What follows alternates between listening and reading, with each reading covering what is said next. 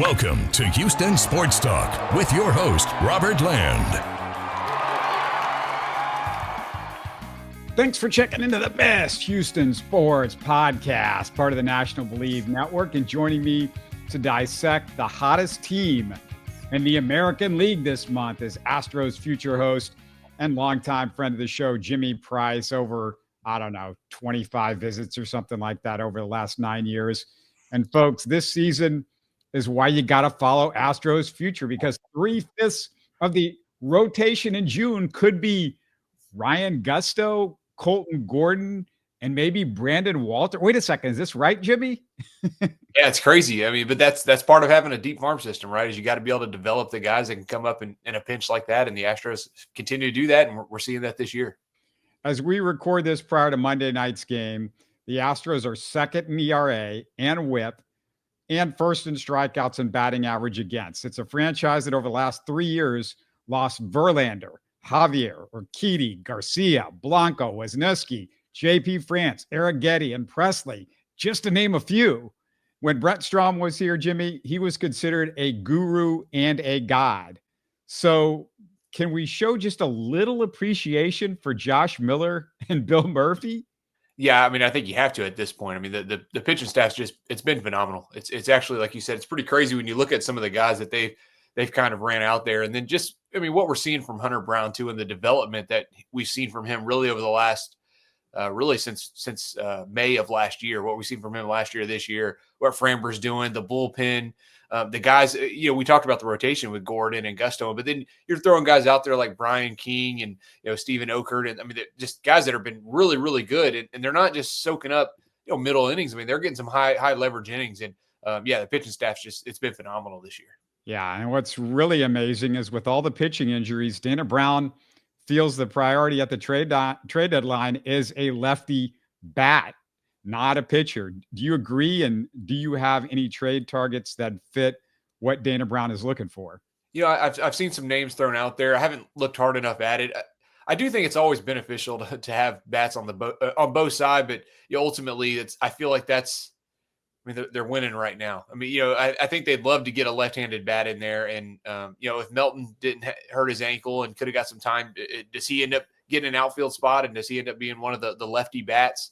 I know they brought Singleton back, but yeah, I think it's not a bad option. I think you could look for maybe some more pop off the bench. They just brought up Taylor Trammell. He finished his rehab assignment. So we'll see what they can get from there. I think we could see some moves kind of like we've seen in the past, where they bring in a Jason Hayward or the other left-handed outfielder that we had last year. But yeah, in my head, I was thinking if they were to upgrade, at a position, I don't really see where it would be on the starting nine, really. I mean, unless there's an injury, you're not replacing Altuve in left. You're not replacing Cam Smith in right at this point. And then I think with what Jake Meyers doing, you're not replacing him. I mean, I guess you could look at maybe second base. It would be the one spot. But other than that, I mean, I think they're kind of set either with what they have or the contract that they're paying them, and a guy like Christian Walker. Yeah, we brought up with Kenny Van Doren about a month or two ago, Brandon Lau as a potential guy, but I don't know if the Rays are willing to sell at this point.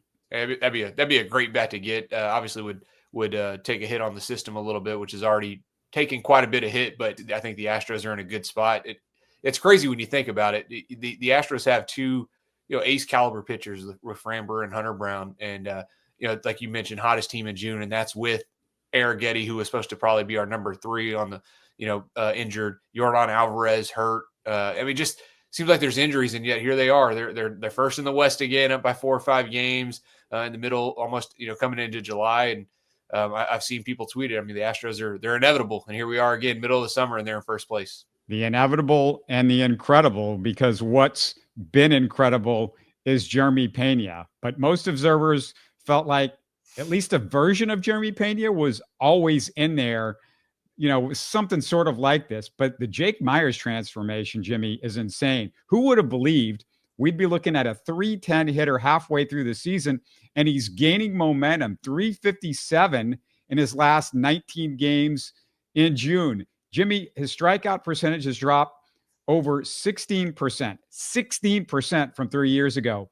Does Jake make you rethink AAA prospect, first-round draft choice Brice Matthews potential, since he also has a little bit of a strikeout problem? Yeah, I mean, I definitely think so. I mean, Jake's 29. I think Brice Matthews is 23. Hasn't made it up yet. So yeah, I mean, we've seen guys improve. I mean, you look at what George Springer is doing, and I know he put up some insane minor league numbers, but his strikeout rate was pretty high in the minors, and he eventually got to a point where it continued to decline at the major league level. But what Jake Meyers is doing this year is insane. I mean, he was kind of one of those guys. If you thought to yourself, if you could get league average offense with him, so 100 OPS plus with Jake Meyers, you'd be happy. And he's at 119 right now. Like he said, hitting 310, plays phenomenal defense. Man, he's been huge for the Astros this year. But yeah, I think there's always room for people to improve. A guy like Brice Matthews, the strikeouts are there, but we've seen some of the pop. We've seen the speed. I think he's got 22 stolen bases at this point in the year. And it's his first go in AAA. So I do think we'll hopefully see some improvement on the strikeouts. But yeah, I'm definitely not going to write a guy off this soon for strikeout concerns. As you were talking, I was just thinking, have you seen a transformation from a guy at this late of an age, 29 years old, in the last, I don't know, quarter century watching the Astros? Oh God, that's a good one. I wish I would have had some time to prepare for that one. Offensively, offensively, I'd have to sit here and think, and I don't want to take up time on the show, but like Jake Marisnick, what we used to get with him in the 16, 17, 18 time frame, great defense, a little bit of pop. And that's kind of what you hope you would get from Meyers, just great defensive center and then provide a little bit with the bat. And he went from a guy who was in the mid 80s OPS plus to now he's at 119. If I had to, compare it to even on a pitcher level, we saw what the Astros did with Colin McHugh when they bring in a guy at his age and ends up, getting Cy Young votes. But no, what Meyers is doing is incredible. And it's been huge for the Astros this year, especially given the injuries. Yeah, I thought you were going to bring up Marwin Gonzalez, but there might have been other things at play with Marwin Gonzalez. So, I was thinking if Troy Snitker and Alex Cintron want to really impress me, let's bring back Chris Carter and see if you can get him to make consistent contact. If he could make consistent contact, yeah, Chris Carter would have been an MVP level, type of hitters. All right. So which Astros pitcher that we've seen as injured or pitchers can seriously come back this year and help? We're going to hit on that in a second, but just a quick reminder for our listeners, I want your Astros take. So put some comments down there and let us know on the YouTube page. And in case you missed it yesterday, I broke down the Durant trade with Rockets analyst Clayton Anderson. Tomorrow, more Rockets with our friend Cooper Klein. So keep an eye out for that. As always, you can support us and get updates on every show we drop by subscribing on YouTube, and definitely give us that thumbs up for sure. You can also listen while you're on the go with your favorite podcast app. All right, Jimmy, we're now getting live BP sessions from Javier and Garcia. Arrighetti hasn't started a rehab yet. Who do you have the most confidence in right now to help out the Astros in the next month or two? I want to say Arrighetti. Obviously we know what Garcia and Javier have done at their peak, and they've been really good major league pitchers, but I was really looking forward to Arrighetti this year. I just pulled up the stats because I wanted to have him right, but his last 16 games of 2024, his rookie season, he had a 3.31 ERA and struck out 106 and 87 innings. He was really, really good. And then I think this year he had maybe one good outing, one bad outing, and the next thing you know, he's hurt. And he's a guy I thought was going to take that next step forward, could really take that number 3 role. And then, it's a freak injury, and hopefully everything's worked out on that. He's missed more time than maybe I thought he was going to. But that would be the one that I hope can come back and provide what I was hoping he would provide for the season. At this point, I've kind of chalked it up to anything we get from Javier Garcia is like, it's like finding money, when you get your clothes out of the dryer. Like you weren't expecting it, but love to have it. That's how I'm feeling with those guys. But Arrighetti would be the one that I think if you get him back pitching at the level that he was, at the end of last year, just because, it wasn't anything structural with his arm. So that's the one I'm looking forward to getting back. Yeah, I think that's what most fans would expect, just because, it's just a thumb injury, and, it's just surprising that it's taken this long, but that's the Astros for you. Is there any Astros storyline, by the way, that's going under the radar for you? So the first one that popped in my head, and it's really not under the radar, but I just want to point it out anyways. But the trade to get trading Tucker to get Cam Smith and Paredes and Wisniewski, and unfortunately Wisniewski getting hurt. But like what Isaac Paredes is providing right now is he's basically providing the level of offense that Alex Bregman was for his career. He's got a 134 OPS plus, 16 homers, on pace for over 30, on base percentage really good. So like that's the first storyline that popped in my head is the production that you're getting from Isaac Paredes was equivalent to what you were getting from Alex Bregman, if not better potentially at this age. So that was the first one. And let's see if I had to go something that's maybe under the radar. Well, it's on the downside. I mean, man, Jordan was really struggling before he got hurt. Hopefully he comes back, gets going. But I think also just seeing Altuve, kind of adjusting left field.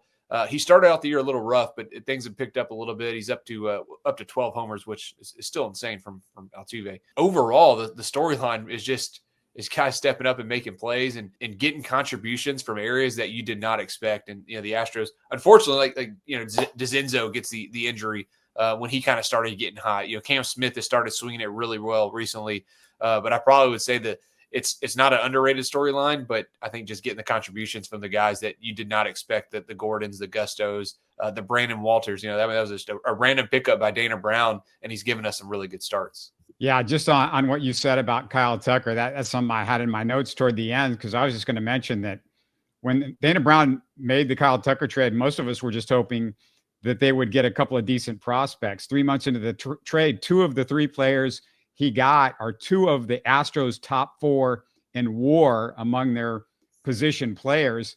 And it can't be repeated enough, Jimmy, how incredible the deal looks, even with Wisniewski lost for 2 seasons. I mean, you were hoping that guy would really be able to help, but now he's gone for 2 years. So I think that was a great point by you.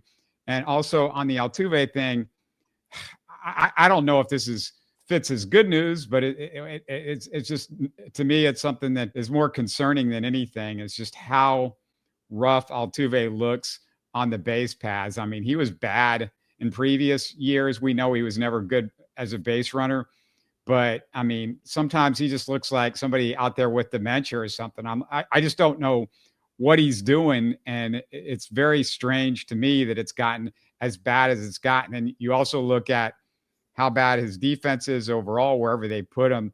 And I don't know what you think, Jimmy. I'm really surprised that he's played as much in the field since Jordan has been out, because, you could have just hit him at DH and, have Doobie or whichever other second baseman, either Rogers or Guillermo or whatever, whichever one of those guys has been on the roster. So I haven't gotten the fact that he's been playing so much. Yeah, and I wonder if some of that has to do with, I expected when Jordan went out, I expected DeCinzo to start getting a lot more playing time, and it felt like it was coming in the outfield, and then he ends up getting hurt. So maybe it's just, if Altuve's going to have to play there in the playoffs, you might as well get him the experience now in the regular season. But you bring up the base running gaps, and it seems like, that's been there. It's been there all along. But when Altuve is no longer that 40-50 stolen base guy that he was, back in 14 and 15 and 2014, 2015, it kind of stings a little bit more when he's not as producing either on the bases or offensively. He's hitting 269 this year. He's got 12 homers. He's not like he's hitting 340 like he was in his prime. So yeah, they tend to sting a little bit more, especially when, the Astros team is just not as deep as they once were. You could make a few base running errors, and the Astros still ended up winning 105, 107 games. It doesn't feel like that's going to happen now, but overall, I guess I'm pleased with the season from Altuve. I don't think he's been dreadful in left necessarily. Not saying he's obviously not going to win a Gold Glove, but offensively, I think he started to come around a little bit, which is nice. I was looking at some stats a little while ago. Early in the season, his strikeout rate was really concerning, to a point where I was thinking, man, Altuve might be really starting to decline, and he's really cut that strikeout rate down. I know the other night, I think he had 3 or 4 in a game, but prior to that, I think it was he had 11 over his previous 23 games or something. So where he cut it down to 15%, which was prime Altuve. So to see him making contact and then having the homers, it's been good to see from Jose. Yeah, one thing, Jimmy, I bring this up because everybody made a big deal because Scott Boras is now going to be representing Jeremy Pena. And I know fans are like, oh, we got no chance at Jeremy Pena. But look, the Astros, they've had so much success at letting these guys walk. And if you get emotional about a particular player, you end up with what you got with Altuve. They're paying him, over $30 million the next 3 seasons. And he's got a negative WAR, 0.2. I mean, we could say, oh, the hitting is not bad, but it's not, this is not much more than a slightly above average hitter, I would say, as a left fielder. And the defense is so bad. The base running is so bad. He's so bad at every other part of the baseball game right now. It's just, it's a big deal because, that 30-something million dollars, if DeCinzo's out there in left field and, he's putting up near the same numbers and better defense, then you've got $30 million if a pitcher becomes available that some team doesn't want to pay for it for the second half of the season on a team that's out of it. With the Astros, you can't just go out and say, we got it. We can cushion that because Altuve is making $33 million. That's my concern there. Yeah, and I think that's always hard. I mean, it's, when you got a guy like Altuve who they did lock up and then lock him up again, and trying to keep him around is trying to figure out when is it time to pull that plug and not have that emotional tie. Because I mean, you look at what Carlos Correa has gone and done, what George Springer has gone and done, and those guys have not been phenomenal. I mean, we've replaced them especially with what we're seeing from Pena over the last couple of years and this year. Finding that balance, I think, between extending the guys, but also what would Altuve get on the market? He's obviously not going to get $30 million to play left field. But you look at what even a guy like Christian Walker got, and Altuve's offensive numbers over the last couple of years have been good. So I don't know. It's tough. I mean, you want to have that money, but there is a little bit of emotion to it. I think there's a little bit of having some continuity, having guys who have been there, done that, keeping the guys around. And then, the veteran leadership maybe that he can provide, and not to bring up, what everyone tried to hold on to for Martin Maldonado when he was hitting, under 200 and talking about the leadership. But I do think there's a little bit to that. And then, like I said, it's his first year in left field. It was a crazy move, a crazy idea, really. Hopefully he'll improve a little bit defensively. But I do think if you look at kind of the numbers of the last month, I think we've started to see a better Jose Altuve. I mean, obviously to make up for the base running and the defense, he's going to have to be really good offensively, and that he's trending that way. Hopefully that'll continue. Yeah, just leave him and laugh, because that play on Sunday was just exactly the stuff that bugs me. Is like, he's playing second base and he throws it 3 feet over Christian Walker on a simple double play, like just a routine, whatever type double play. And it's like, okay, that play, you think that's not a big deal. The Astros won. But that play costs a ton more pitches for one Astros reliever. Abreu comes in and has to get an extra out that he wouldn't have had to get that outing.